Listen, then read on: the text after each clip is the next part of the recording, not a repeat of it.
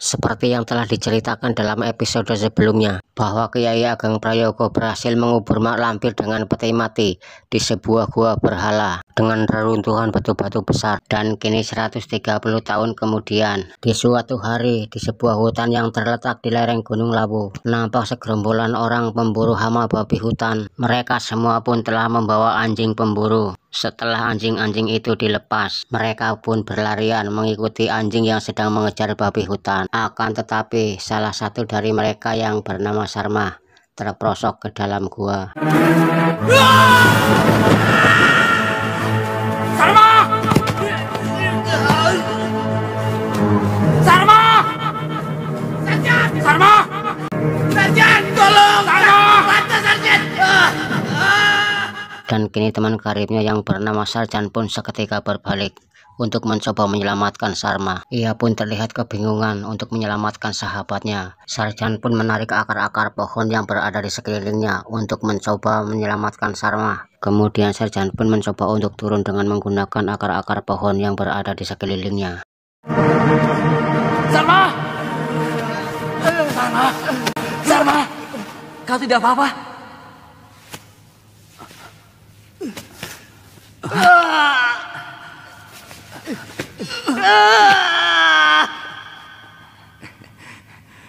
Bagaimana?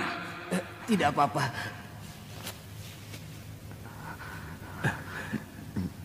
Di mana kita? Aku tidak tahu. Aku tidak pernah melihat gua seperti ini. Kita harus keluar dari tempat ini. Siapa tahu tempat ini berbahaya. Ketika berdua hendak keluar dari gua tersebut, tiba-tiba Sarmah melihat bayangan jin yang tiada lain. Jin tersebut berasal dari emas pada salah satu tengkorak manusia. Setelah benar-benar mereka memastikan bahwa jin itu berasal dari emas murni, maka sifat serakah mereka berdua pun muncul. Sarmah mengajak Sarjan untuk menyelusuri lorong-lorong gua tersebut, sebab ia yakin bahwa di dalam gua yang penuh tengkorak banyak harta karun di sana. Meskipun mereka diselimuti rasa takut, namun berusaha untuk memberanikan diri demi cita-cita yang mereka inginkan. Ketika baru saja mereka memasuki salah satu ruangan yang cukup besar, tiba-tiba Sarjan pun menunjuk ke salah satu peti tua yang tertimpa reruntuhan batu dan patung berhala. Sebetulnya ia pun ketakutan, namun Sarmah berusaha untuk mendekat. Ia pun memanggil Sarjan supaya mendekat bersamanya. Mereka pun yakin bahwa peti itu berisi harta karun. Setelah berdua merasa yakin bahwa peti itu berisi harta karun, mereka pun perlahan-lahan menghampirinya. Peti harta. Pasti peti itu tempat harta persembahan. Kita temukan harta karun, Jan. Sarmah, ayo kita buka. Ayo.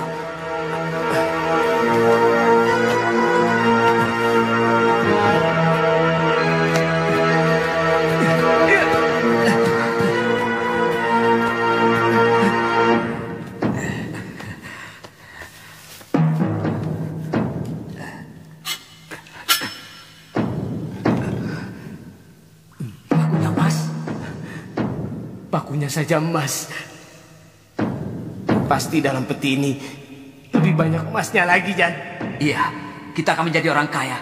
Pada saat itu, Sarmah dan Sarjan pun merasa bahagia sekali. Sarmah pun yang kakinya hampir putus akibat terperosok pada saat itu mendadak sembuh karena melihat harta karun yang penuh di dalam peti tersebut. Setelah memasukkan paku-paku emas ke dalam gembolanya, Sarmah pun mengajak Sarjan untuk segera membuka peti tersebut. Dan akhirnya yang tadinya diselimuti rasa takut, akhirnya rasa takut sudah tiada lagi. Hanya bayangan yang akan menjadi orang kaya sedunia. Tampaknya mereka berdua pun bersemangat untuk menggeser patung-patung yang menindih peti tersebut.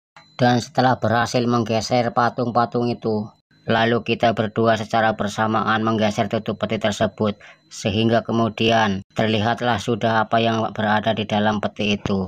Akan tetapi Sarmah dan Sarjan rupanya sudah dipengaruhi jin, sehingga penglihatan di antara kedua sangat berbeda. Pada saat itu Sarmah alangkah kagetnya karena yang di dalam sebuah peti adalah mak lampir. Namun berbeda dengan mata Sarjan, sebab mata Sarjan sudah dipengaruhi oleh jin. sehingga penglihatan Sarjan adalah emas berlian yang mengkilau. Sarjan, kita tinggal seperti itu. Ayo kita pulang. Ayo Sarjan, cepat Sarjan, kita pulang. Kau serakah Sarma. Kau ingin menguasai sendiri. Sarjan, sadar Sarjan. Serakah kau.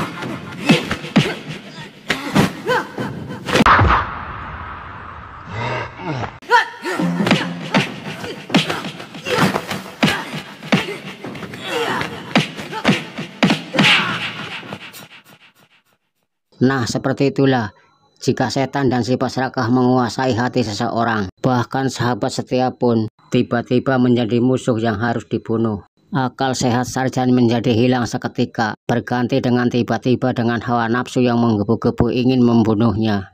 Bahkan Sarmah pun yang sahabat setia sendiri berpaling menjadi musuh bebuyutan yang bertahun-tahun tidak bertemu. Hingga akhirnya Sarjan pun mampu mengalahkan Sarmah sehingga terlempar tepat di atas peti mak lampir, yang kemudian Sarmah pun tewas seketika. Dengan darah yang mengalir di sudut bibirnya, darah segar Sarmah pun menetes ke jasad mak lampir. Setetes darah pun yang jatuh ke jasad mak lampir. Akhirnya roh gentayangan mak lampir pun dengan seketika kembali ke jasadnya. Hingga pada akhirnya mak lampir pun mampu bangkit kembali seperti sedia kala. Selanjutnya, Sarjan pun yang pada saat itu dikecam ketakutan, pada saat ini jadi masa pertama tumbal mak lampir.